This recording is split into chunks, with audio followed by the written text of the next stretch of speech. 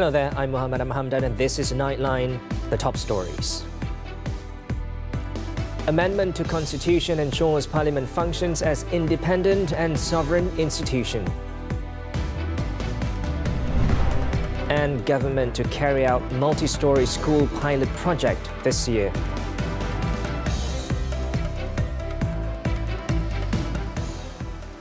Good morning. We begin with this headlining story. The government's decision to separate parliamentary powers from the administration of the Prime Minister's department underscores its commitment to strengthening Parliament as an independent and sovereign institution.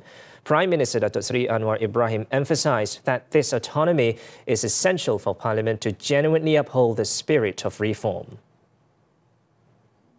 While tabling the Constitution Amendment Bill 2025 for its second reading in the Dewan Negara on Thursday, Anwar clarified that the bill must be passed to pave the way for the Parliamentary Services Bill 2025, which has been discussed for years. Parlimen sekarang ini di bawah Perdana Menteri, bawah Jabatan Perdana Menteri. Perdana Menteri memilih untuk menyerahkan sebagai menjadi satu badan bebas. Sebab itu bila kita menyebut reformasi institusi itu enak, tapi sukar mendapat Perdana Menteri nak menyerahkan kuasa. Tapi kita terpaksa lakukan kerana ini akan memperkukuh semangat. Anwar also said that the proposed amendment to the Federal Constitution would not only strengthen the independence of the institution of Parliament, but also be a major success in the country's institutional reform. The Parliamentary Services Act was first introduced in 1963 before being repealed in 1992. On March 5th, the Dewan Rakyat unanimously passed the Parliamentary Services Bill 2025. And earlier, the Dewan Negara passed the Parliamentary Service Bill 2025, which aims, among others, to enhance Parliament's effectiveness in carrying out its constitutional functions. The bill was approved through a majority voice vote following a debate involving several senators. Minister in the Prime Minister's Department for Law and Institutional Reform, Datuk Seri Azalina Othman Said, in her winding-up speech, stated that the bill comprises 15 clauses compared to only 8 in the Parliamentary Services Act 1963, which was repealed in 1992. One of the most significant clauses relates to the Parliamentary Services Council, which is empowered to establish any committee deemed necessary to support its functions. The Dewan Negara also passed the Constitution Amendment Bill 2025 to strengthen Parliament's independence and uphold the principle of separation of powers. Meanwhile, the Prime Minister has urged government-linked investment companies, GLICs, to invest 120 billion ringgit in the domestic economy over the next 5 years. Dan ini akan menjana pertumbuhan ekonomi selain daripada belanjawan yang telah diluluskan sekitar 90 bilion, tetapi dimasukkan 30 bilion tambahan satu tahun. Ini merupakan belanjawan pembangunan yang tertinggi ketimbang tahun-tahun yang lalu. Anwar, who is also the Finance Minister, said this during the parliamentary question and answer session in the Dewan Negara on Thursday. He also reiterated that companies under GLICs and government-linked companies, GLCs, that fail to meet their objectives and continue to incur losses will be shut down. Contoh, syarikat agensi kata Rizda buka butik kedai ataupun security firm ataupun kedai roti, umpamanya. Jadi saya cakap begini, sudahlah dibuka, kemudian ada ahli lembaga, kemudian ada allowance-nya, syarikatnya rugi. Jadi kita rasa ini amalan yang budaya yang tidak memberi manfaat. Moving on, the Education Ministry MOE has announced that a pilot project for multi-story schools will be implemented in Putrajaya, Pulau Pinang and Kuala Lumpur starting this year. The move is aimed at overcoming limited land space and high demand for schools, particularly in high-density areas.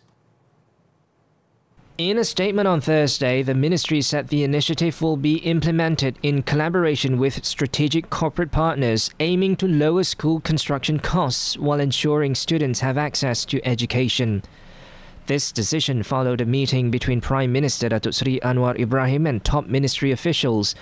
It was previously reported that Kuala Lumpur City Hall, DBKL, had proposed building high-rise schools comprising 2 blocks ranging from 10 to 17 stories around the city centre. Minister in the Prime Minister's Department for Federal Territories, Datuk Seri Dr. Zaliha Mustafa, was reported to have said that the proposal aims to address the city's limited land for school construction and its growing population. The statement added that during the meeting, Anwar also wanted the ministry to prioritise the training of teachers. The Prime Minister also touched on the adopted school initiative involving strategic corporate partners, digital education and artificial intelligence, AI. During the hour-long meeting, Anwar was also briefed on the ongoing education reform agenda being actively implemented at all levels. He was also briefed on the new Education Development Plan and the 2027 school curriculum. At the meeting, it was also agreed that all students must master the Malay and English languages, while the competency of teachers in both languages also needed to be bolstered. The government is expected to announce 50% toll discount in conjunction with Aidilfitri soon. Works Minister Datuk Seri Alexander Nantalingi confirmed the matter but did not disclose further details regarding the announcement. Memang ada. Memang kita akan ada sebab kita dah buat untuk Tahun Baru Cina. Takkan kita tak buat untuk Aidilfitri, ya. Tunggu sebentar lagi kami akan umum, ya. Nanta said this to the media after Prime Minister Datuk Seri Anwar Ibrahim's visit to the Works Ministry on Thursday. Also present during the hour-long meeting were representatives from the Ministry, the Public Works Department and the Construction Industry Development Board CIDB. During the meeting, Anwar emphasised the importance of the Ministry and as the lead implementing agency and urged improvements in the execution of national infrastructure projects. The flood situation in Johor has significantly worsened as 5,928 evacuees are being sheltered in 86 temporary relief centres, PPS, across the state. The number has increased compared to the 2,836 individuals recorded earlier at 8 p.m. on Thursday. As of 10 p.m, Johor Bahru remains the worst affected district with 1,967 evacuees housed in 26 relief centres. Kota Tinggi follows closely with 1,602 individuals seeking shelter in 8 PPS. Flooding has also impacted the districts of Kulai, Kluang and Pontian. The State Disaster Management Centre warns that more residents may need to evacuate as weather conditions are expected to deteriorate further. Meanwhile, State Education and Information Committee Chairman Aznam Tamin said that schools have been urged to be well prepared to take in flood victims. Setakat ini sekolah-sekolah memang dah diberi penekanan yang untuk bersedia menerima bila-bila masa sahaja mangsa-mangsa banjir dalam negeri Johor ni. Dan kita pun dah melakukan beberapa kali sesi perbincangan bersama kerajaan negeri Johor dan federal untuk PPS yang melibatkan sekolah ini bersedia lebih awal. Aznam said this to media personnel after visiting evacuees at the SK Bukit Mutiara PPS in Johor Bahru. He added that students affected by the floods will undergo teaching and learning sessions from home. In Putrajaya, former Prime Minister Datuk Seri Ismail Sabri Yaakob has completed his 5th day of questioning with the Malaysian Anti-Corruption Commission MACC and is expected to continue giving his statement next Monday. The process is part of an ongoing investigation into corruption and money laundering allegations in which he has been named as a suspect. Ismail arrived at the MACC headquarters in Putrajaya at 9:54 a.m. and left at 2:51 p.m. after being questioned for about 5 hours. The session on Thursday also marked the 6th time he had been quizzed by the graftbusters since March 13th.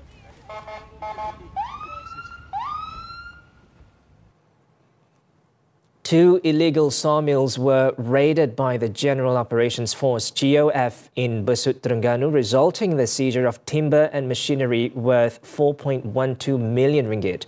The operation was carried out in Felkra, Keru and Kampung Cega, Maluk Jertih on Wednesday. A total of 18,000 logs of various sizes and species, both processed and unprocessed, along with several timber processing machines, were discovered at both sites. Inspections revealed that the sawmills were operating without a license from the Forestry Department and had sourced untaxed timber without a permit from the surrounding area. 5 individuals aged between 31 and 68, including the owner of one of the sawmills, were also detained during the raids to assist in the investigations. The suspects and seized items have been handed over to the Terengganu Forestry Department for further action. In Sarawak, more than 300 residents of a longhouse in Sungai Sinai, Ulu Sebau, approximately 34 kilometers from Bintulu, were left homeless after a fire destroyed their homes on Thursday. No casualties were reported, and all affected residents have been relocated to the temporary relief centre at St. Bernard Church, Sungai Binai. However, a man in his 70s suffered from smoke inhalation during the incident and was rushed to the Bintulu hospital. According to the State Fire and Rescue Department, about 70% of the 30-door Rumah Lapi was completely destroyed in the late morning fire. A total of 17 firefighters, along with a fire engine and a water tanker, were dispatched to the scene after an emergency call was received at 11:09 a.m. The blaze was brought under control around noon. The cause of the fire and the total losses are still under investigation. In Perlis, 4 men, including 2 policemen, pleaded not guilty at the Kanga Magistrates Court on Thursday to a charge of possessing 240,000 ball-shaped firecrackers valued at 35,000 ringgit at a house last week. They entered their pleas when the charges were read before Magistrate Ana Rosana Muhammad Noor.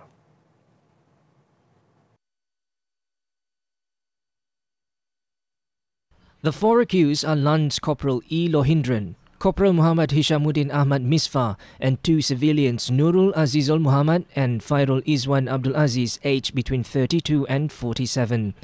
The 4 men, along with another suspect still at large, were charged with possessing the explosive materials without legal authorization at a house in Taman Kemajuan Kanga on March 15th. The charge under the Explosives Act carries a maximum penalty of 7 years imprisonment, a fine of up to 10,000 ringgit or both upon conviction.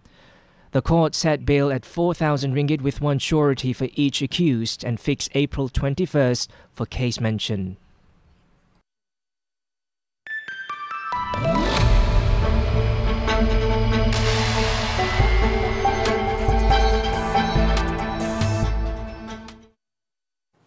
Malaysia's capital market reached a record high of 4.2 trillion ringgit last year, driven by rapid growth in the stock and bond markets. According to the Securities Commission SC Chairman Dr. Muhammad Faiz Azmi, the expansion is also contributed to strong investor interest in Johor. The single-family office, which, as you know, is subject to you opening an office in Forest City. We've had quite a number of applications, which is good. We've also widened the definition of sophisticated investors so more people can invest in things like bonds. In their annual report released on Thursday, the SC stated that the asset under management AUM in the capital market have surpassed 1.1 trillion ringgit, reflecting strong investor participation and market growth. The SC will also propose a review of several fee structures, as many have remained unchanged for the past 30 years. Any fees to us. So that's the context. But to understand why we need them. The property market is under pressure, with 41% of developers still struggling to sell completed units. However, Real Estate and Housing Developers Association Malaysia, REHDA President Dato' Ho Hon Sung, believes that buyer and developer sentiment will strengthen in the second half of the year, driven by various government initiatives.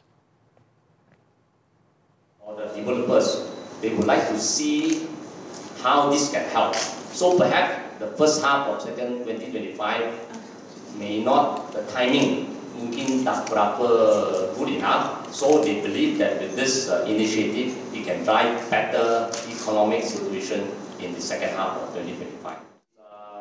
According to Radar, 43% of unsold units are priced between 400,000 ringgit and 500,000 ringgit each. Additionally, 77% of unsold Bumiputra residential units fall within the 300,000 ringgit to 500,000 ringgit range, while 72% have remained on the market for over 36 months. The increase is attributed to buyers struggling to secure financing due to weak credit records. How will the renewed Malaysia-EU trade talks unlock new economic opportunities for Malaysia? What challenges remain in finalising a free trade agreement after 12 years?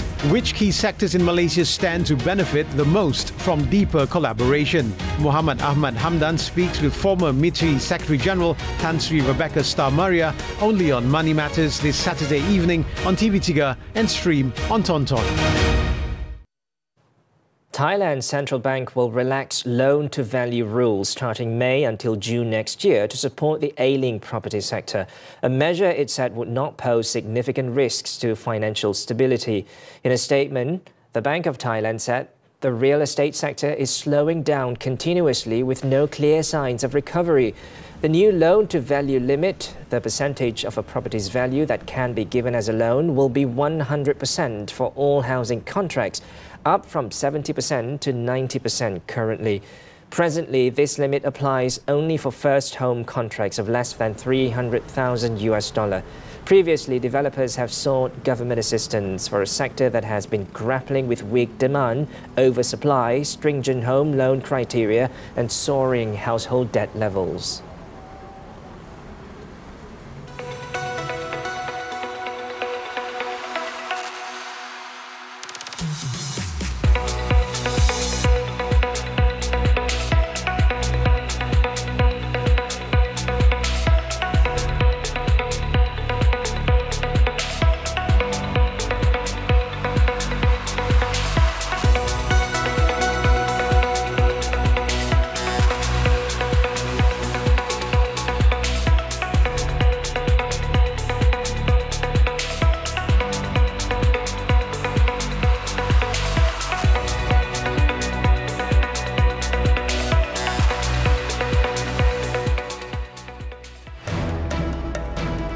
Rampant Australia down Indonesia in World Cup qualifier. Sports after this breather.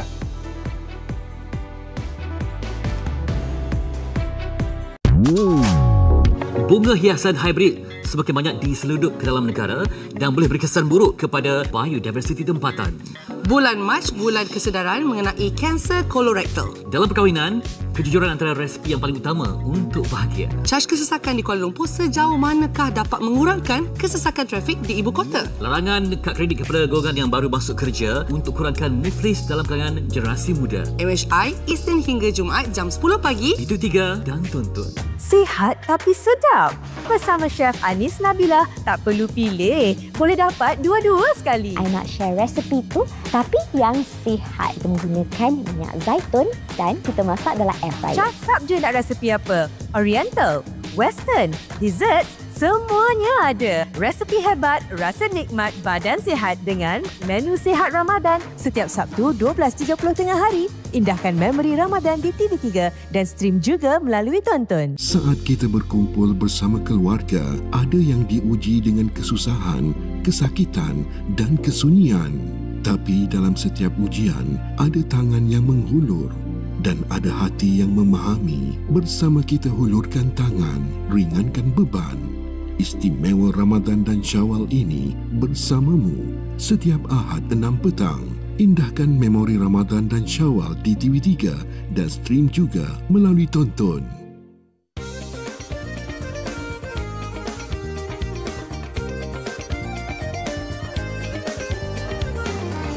Buat apa tu?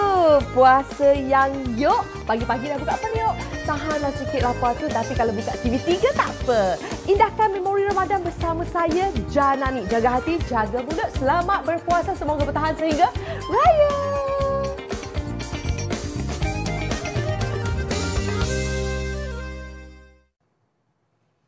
Welcome back. Sports now. Football, the Asian World Cup qualifiers. Australia rode an early storm before rallying for a comfortable 5-1 win over Patrick Kluivert's Indonesia on Thursday to solidify second place in Group C behind runaway leaders Japan. Australia took the lead in the 18th minute after Martin Boyle calmly converted from the spot following a defending error by Nathan Joaon. Just 2 minutes later, Adam Taggart's through ball sent Nishan Velupillay clear on goal, and the young winger calmly lifted the ball over keeper Martin Pius to double their lead. Pius made a great save from Jackson Irvine just before half-time, but the Australian midfielder scored on the rebound, putting the ball in the net. Lewis Miller then made it 3-0 after the hour mark when he headed home Craig Goodwin's corner. Indonesia pulled one back when All Ramani struck a cool finish 12 minutes from time, only for Irvine to score Australia's fifth with a header after 90 minutes. The win secured Australia 10 points and ensured they would remain second in the standings.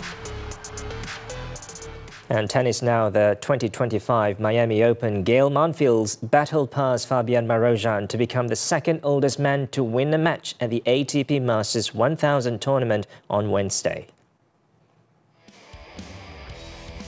The 38-year-old Frenchman overcame last year's quarter-finalist Marozsan 6-3, 3-6, 6-4 to reach the second round after 1 hour and 44 minutes on court. With the win, Monfils set up a second-round tie against 26 seed Jiří Lehečka. Earlier, Alexander Bublik clinched his maiden tour-level win on outdoor courts in 2025.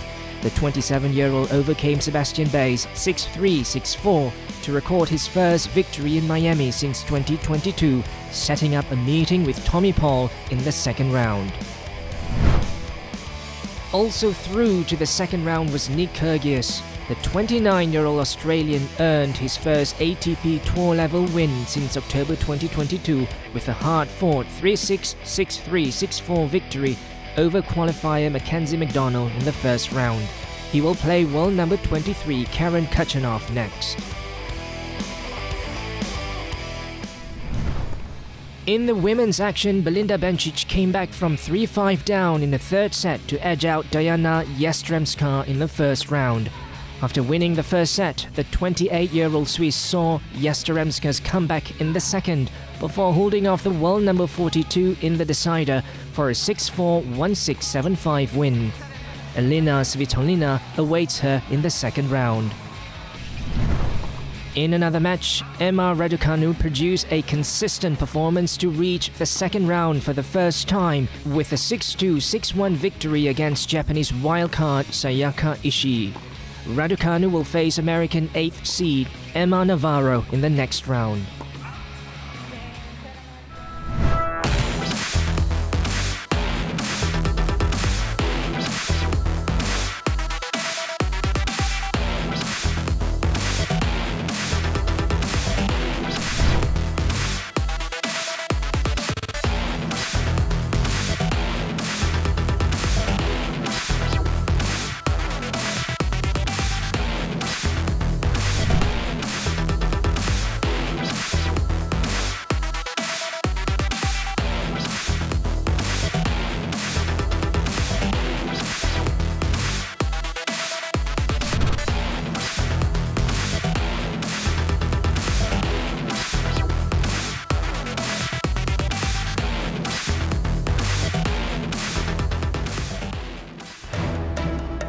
Israel kills 200 children in Gaza within 3 days. The details when Nightline returns.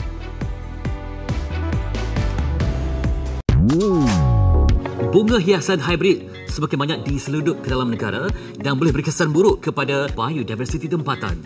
Bulan Mac, bulan kesedaran mengenai kanser kolorektal. Dalam perkahwinan, kejujuran antara resipi yang paling utama untuk bahagia. Caj kesesakan di Kuala Lumpur sejauh manakah dapat mengurangkan kesesakan trafik di ibu kota? Larangan kad kredit kepada golongan yang baru masuk kerja untuk kurangkan miflis dalam kalangan generasi muda. MHI, Isnin hingga Jumaat jam 10 pagi. Itu 3 dan tuntut. Dah lama tak tunjuk skill memasak? Ramadan tahun ni, jom indahkan memori bersama keluarga di dapur. One pot lasagna, tapi jangan risau. sangat-sangat mudah nak buat dalam menu sihat Ramadan. So idea kan cakap lah, sayang boleh tak kalau you masak?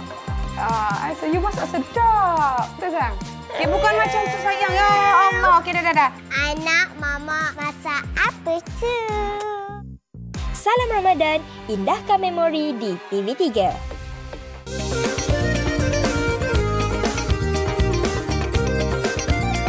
Burung kenari terbang ke awan, sinar jingga terangi awan. Indahkan memori di bulan Ramadan di TV3 siaran pilihan. Dalam kesederhanaan kita capai kemuliaan, dalam kesabaran kita raih kemenangan. Salam Ramadan daripada saya, Fitri Yahya.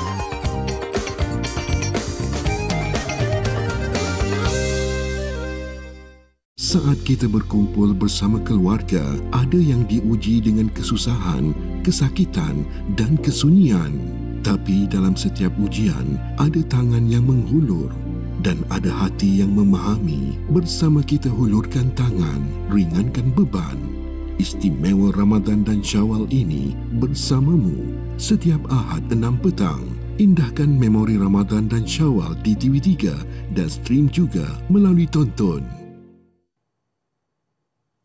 Welcome back. News from the foreign front. Israel's renewed bombardment of Gaza continued for a third consecutive day, with at least 110 people killed in pre-dawn attacks, increasing the death toll to 506 people since Israel shattered the ceasefire on Tuesday. According to Gaza health officials, at least 85 people were killed overnight, while many others were injured in the attacks early on Thursday in the south and north of the Strip.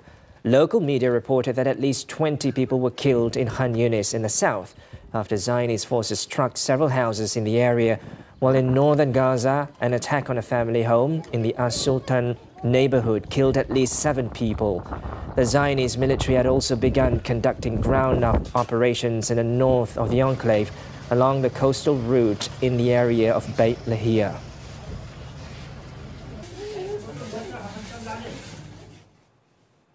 In the meantime, Yemen's Houthi group have launched a hypersonic missile at Israel's Ben Gurion airport. Houthi spokesman Yahya Sari said on Thursday that the group carried out a qualitative military operation targeting Ben Gurion airport in the occupied Jaffa region with a Palestine II hypersonic ballistic missile. He added that the operation successfully achieved its objective without elaborating. Earlier, the Zionist military stated that it intercepted the missile before it entered the country's territory early on Thursday, adding that sirens were sounded in several areas of Israel after the projectile was launched. It was the second such attack since the United States began a new campaign of air raids against the Houthis earlier this week.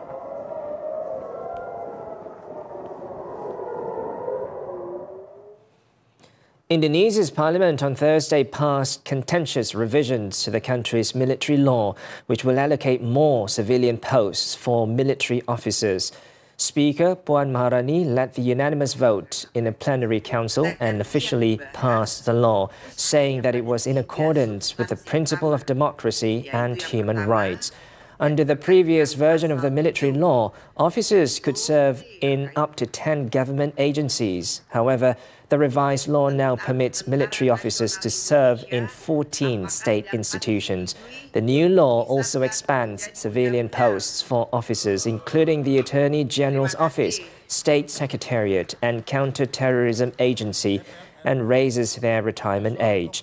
Thursday's revision to the Armed Forces Law, pushed by President Prabowo Subianto's coalition, is aimed at expanding the military's remit in a country long influenced by its powerful armed forces.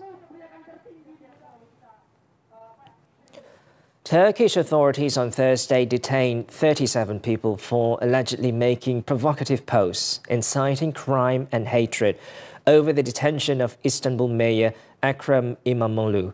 Authorities identified 261 social media accounts for provocative posts following the detention of İmamoğlu and 105 others, and were continuing efforts to track down remaining suspects. Officials claim that 18.6 million posts were shared on X about İmamoğlu in less than 24 hours after his detention. Imam Molu was arrested after a dawn raid on his residence on Wednesday as part of investigations into alleged corruption and terror links.